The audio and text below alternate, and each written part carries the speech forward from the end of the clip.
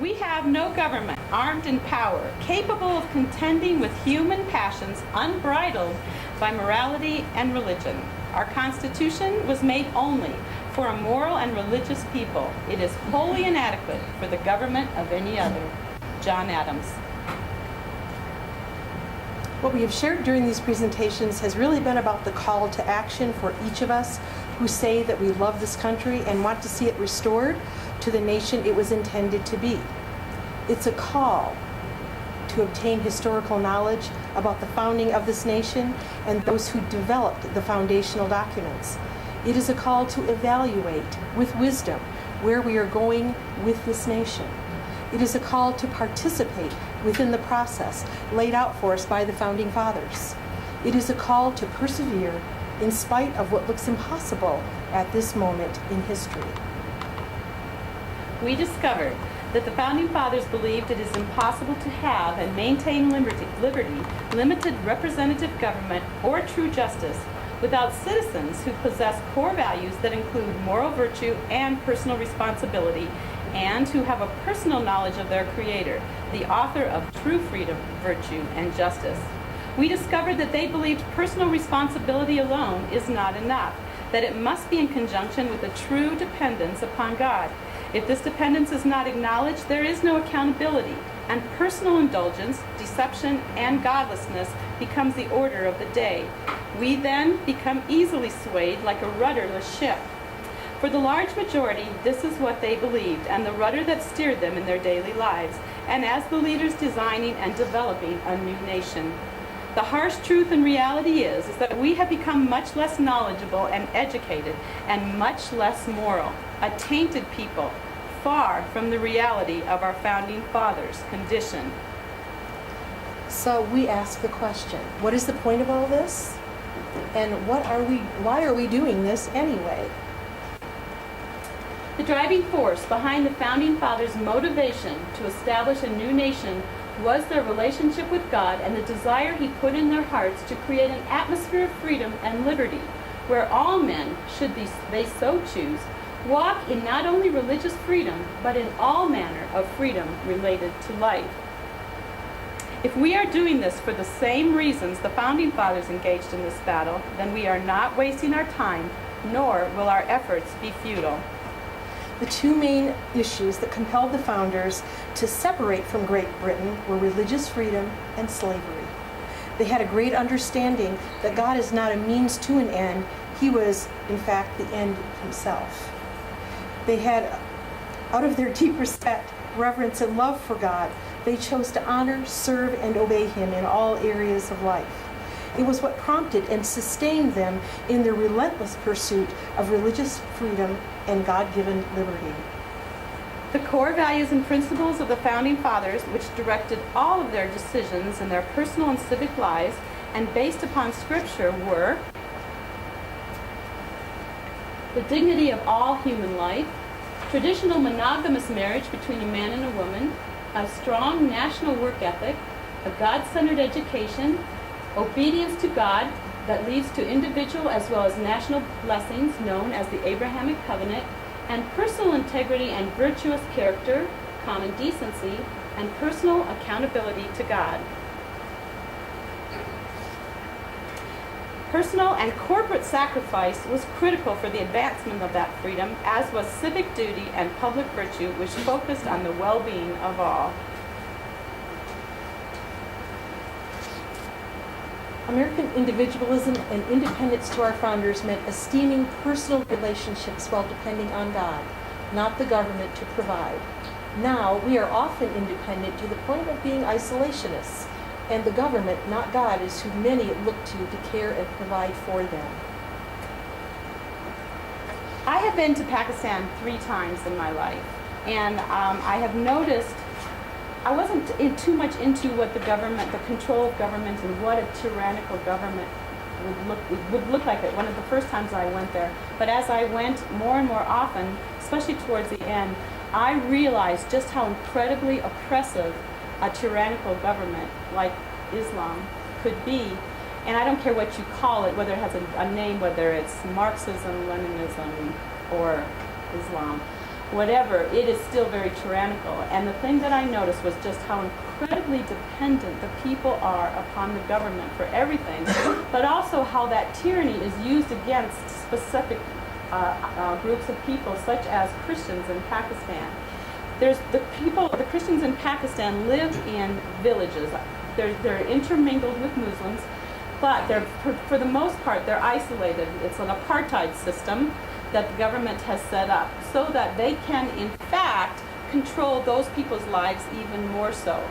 And one of the things that would often happen to these people is that the government, just out of oppression and brutality and cruelty, would turn off their power right in the middle of the day with no warning whatsoever. Sometimes for 2 or 3 hours, sometimes for 5 or 6, sometimes for 7 or 8, sometimes for a week and a half. They would have no idea. One of the other things that they would do is they would refuse to pave their streets, so that some of them, their livelihood depended on taking their little wooden carts with these big wheels pulled by donkeys or cows, and they would sell fruits and vegetables or some sort of wares on these little carts.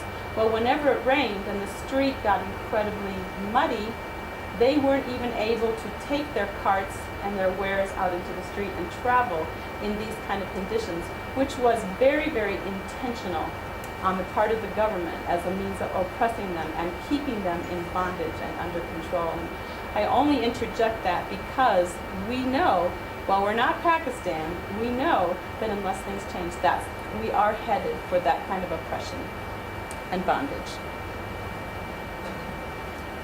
The people of this nation have been in the midst of a very slow, gradual shift in our thinking and mindset over the course of the past century. We've moved away from considering personal responsibility a necessary character trait, one that the Founding Fathers carried into their relationships with others, into their work ethic, into their devotion to God and country. Their writings and their pursuits in life speak volumes about what they perceived as virtuous and worthy goals.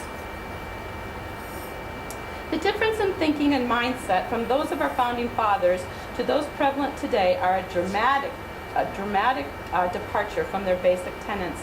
We must pursue those tenets, those basic beliefs, relentlessly if we hope to regain our country. They sought to be guided by a set of principles based on Scripture. Those principles transformed them and caused them to desire virtuous living. It altered how they treated one another, how they viewed, honored, and respected one another, how they assisted and helped one another in time of need. They learned that patience is truly a virtue, that a kindness given will be returned, that grace extended to others will in turn extend to you. A people who know who they are and are not riddled with the crisis of identity are sure-footed in their pursuits, trusting their Creator to show them the plan, the path, and the works He has called for them to do from before the foundations of the world. This is what we see in a group of people we call our Founding Fathers, divinely placed on the planet at the same time for the same purpose with many of the same beliefs, to birth a nation. There has only been one time in our nation's history that the Union was on the brink of division and destruction. That time was during the Civil War. At that time, the reason we found ourselves in battle to save the Republic was because of the slavery of a race of people.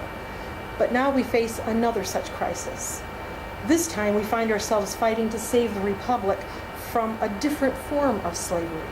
This battle's outcome will determine if we keep the Republic and the freedoms and liberties we hold dear, or if we will all become slaves of the state.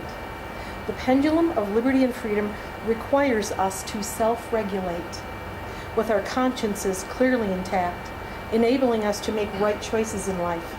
The opposite side of the pendulum requires the state to become the regulator of behavior, choices, and life. Without self-discipline and self-control, without love for our neighbor, without principles deeply rooted within us, we become a people who must be controlled by those in places of power.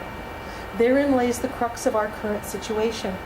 Freedom and liberty comes with a great responsibility to walk with integrity, truth, and moral conviction toward ourselves and others, and in awe of the one true God who gave us these freedoms. The Founding Fathers understood that without firm reliance upon and knowledge of the Bible and God, they would be unable to found a nation that would survive.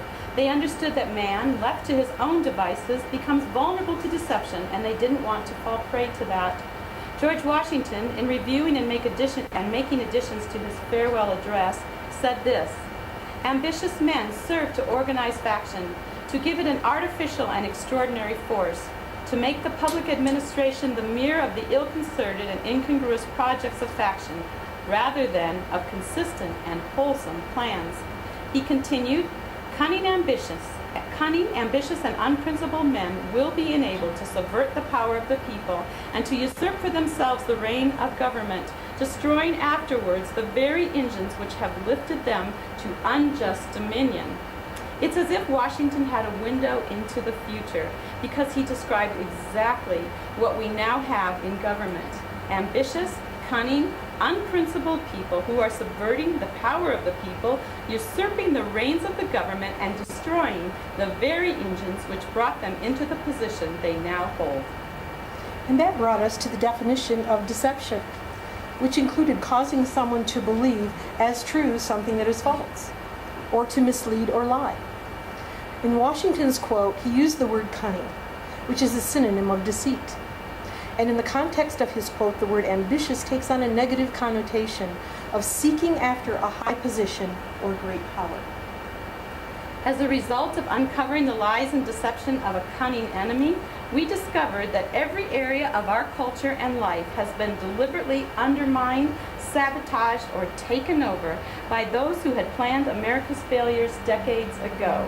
Their well-laid plans began the gradual transformation of society and culture in 7 specific areas: arts and entertainment, the traditional family, media, labor, education, religion, and government. Our nation has been greatly deceived by an enemy whose ultimate goal is to bring us to destruction. Joseph Stalin, the former dictator of the Soviet Union, said this: "America is like a healthy body. Its resistance is threefold: its patriotism, its morality, and its spiritual life." If we can undermine these 3 areas, America will collapse from within. Morality and spiritual life has been stripped away from the civil arena, and patriotism is nowhere near what previous generations considered it. The questions now before us are these: do we want the America our founders gave us? Are we willing to admit our failure to perceive the deceptions which have invaded our culture? Do we have the courage to do what is necessary to turn the ship of state around? Are we willing to count the cost? We have moved past politics and discussed previously that it is more about good versus evil. This takes us directly to the exposure of the real root behind the deception. Saul Alinsky, in his book Rules for Radicals, acknowledged the very first radical, Lucifer. So here's the question: what is it that takes us away from knowing and adhering to the truth? The answer is a combination of beliefs, thoughts, and emotions that alter our perception of life and cause us to react to it in unhealthy ways, affecting every area of our existence. Although this is not an exhaustive list, it includes apathy, complacency, fear, anxiety, and denial. Over the past 150 years, truth has gradually been displaced by these forces of apathy, complacency, fear, worry, and denial, the very things the founders refused to give place to. If Adams, Jefferson, Washington, or Franklin had, not to mention any of the others, had given into these forces, we would still be an extension of Great Britain today. The benefits of truth are many and include life, liberty, and pursuit of happiness, as well as joy, peace, freedom and liberty, creativity and productivity, prosperity, and benevolence. The forces have been working to displace the truth, both in personal lives and throughout our culture. Again, these lists are not exhaustive. They begin to gain momentum as the Word of God lost preeminence in the hearts and minds of people, allowing lies and deception to replace the truth. As these forces displaced truth from our society and culture, a void was created. Consequences have filled the void of displaced truth. The consequences are many and include these: bondage, oppression and depression, poverty, selfishness and perversions, incivility and self-centeredness, uncontrolled anger and hatreds, bitterness and unforgiveness, resentment and retaliation, violence and murder and murder. The more we continue to remove God from every aspect of our personal lives, our family life, and the public arena, the more we will continue to experience the disintegration of society and our nation. We are now faced with some serious choices. The restoration of this nation will require people to undergo heart transformations. George Washington, in his farewell address to the nation, once again addressed the need for this understanding within its citizenry.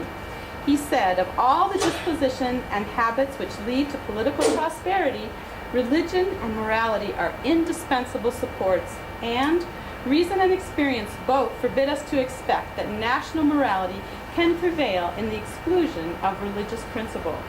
A heart that is yielded to its Creator is one that will be transformed. George Washington knew that a transformation of a nation could not take place without a personal transformation in the hearts of her citizens first. The same is true for the restoration of our nation today. And now we'd just like to take a few minutes and have you hear from somebody else besides us. We'd like to have you hear from two of our 912 people that you all know and love who have personally experienced a heart transformation in the midst of this whole journey that has been started in pursuit of transforming our nation. So Joan, would you like to come up first?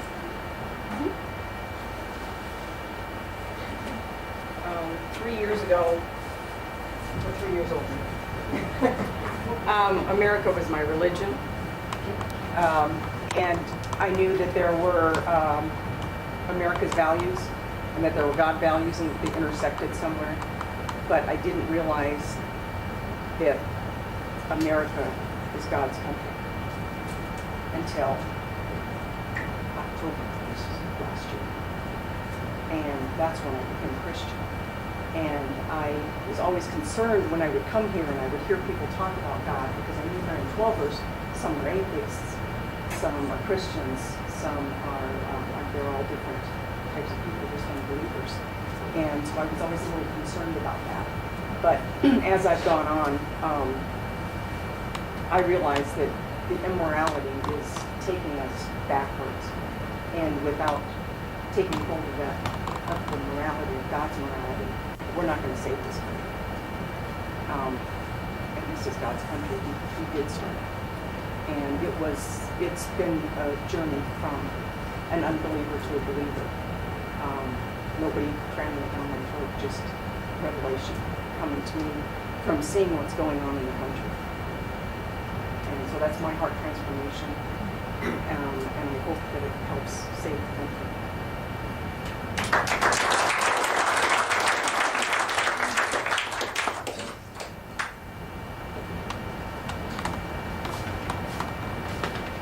Corner stars have reminded us that we can no longer be the same people that we've been for the last 50 or 60 years if we expect to transform America. Every conversation I've had with every 912er that's in this room, and those who've sat in these chairs over the years, have helped change me to a point of last November. The two people who I have great respect for walked up to me and said, "Don, I have something to tell you." Thankfully, I listened.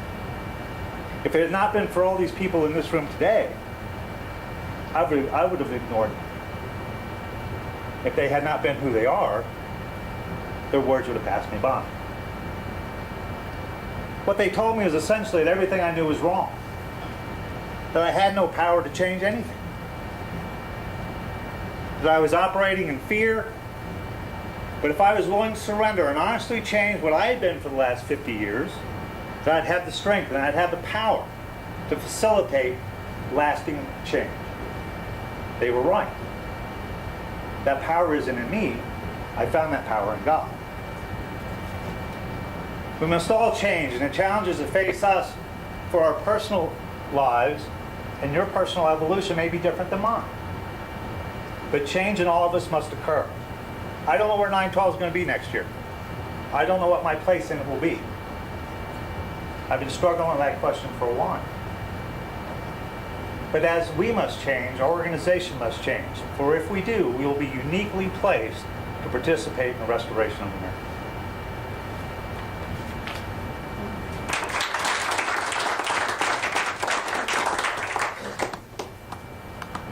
Thank you, Joan and Don. There are 3 steps that must occur for the restoration of our nation. First is a personal relationship with God. That's based on Jeremiah 29:11 through 14. If you have a Bible, I suggest that you check that out. It's pretty amazing. Second is taking back those areas of life transformed by philosophies of men, and those things include socialism and Marxism and communism, humanism, basically all of the isms. Recognizing absolute truth, using the Word of God as the roadmap and the filter to reestablish the 7 areas that have been taken over and subverted, and those areas are listed here and mentioned before.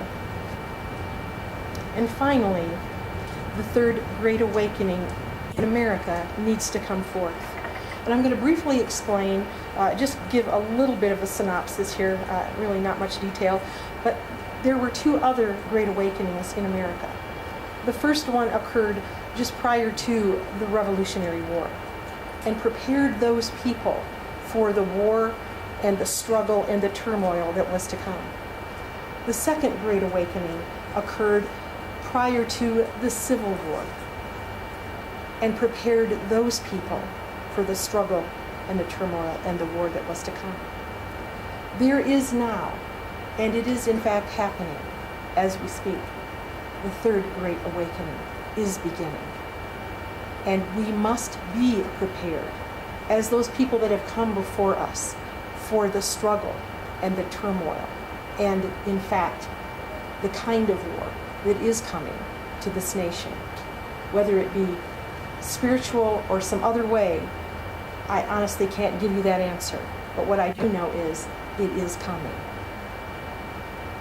What must be included in this transformation is the taking on of personal responsibility regarding the rights bestowed upon us by God, beginning with a personal relationship with Him. The founders concluded there was no recourse other than to declare independence from a tyrannical king through the Declaration of Independence. They were committed to the unalienable rights of life, liberty, and pursuit of happiness given to them by God, not man or governments. They had every authority to make that Declaration of Independence from the government that sought to hold them in bondage, and we must do the same. Because of this directive given them by God, they had not only the authority to do this, but they had the promise for divine protection, as in the life of George Washington, direction and intervention to accomplish their goal of liberty and freedom in a free nation. This directive and authority for us has not changed over time.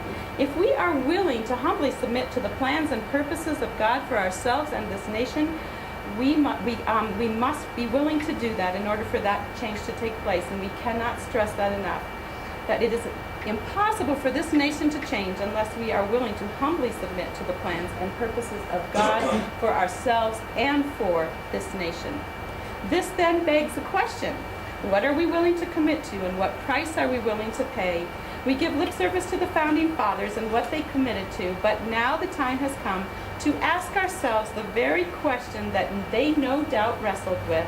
Their answer was their lives, their fortunes, and their sacred honor. This was the seal and confirmation of their commitment. So what price are we willing to pay? What is our level of commitment to the principles that we say we value so dearly? At this point, we need to make a decision to answer those questions, to confirm and settle in our hearts exactly what we believe and what price we are willing to pay. Once that decision is settled, when the waves of opposition come, we will not be tossed to and fro. We will have determined and confirmed in our minds ahead of time and ahead of all oppressive circumstances what our answer is, so that we will not be swayed. William Wilberforce, a man who had settled in his heart his dedication to abolishing the slave trade in Great Britain, never swayed in his commitment, though it took him almost a lifetime to accomplish. He remained dedicated regardless the cost, and he never changed. He never wavered. We must be as committed to restoring America to its founding principles and values as established by God and lived out by our founding fathers, and to that God who authored those values and principles and who is the source of all freedom and liberty. At the Restoring Courage event last year, a Declaration of Rights and Responsibilities was shared. This declaration can give us direction on the path to commitment and to the daunting task that lays before us, the restoration of freedoms, liberties, and a limited government. The very last paragraph of that declaration says this, quote, "Unconditionally, while maintaining my responsibility to compassionately yet fiercely stand against those things that decay the natural rights of all men, and for the support of this declaration, and with a firm reliance on the protection of divine providence, we mutually pledge to each other our lives, fortunes, and sacred honor," unquote.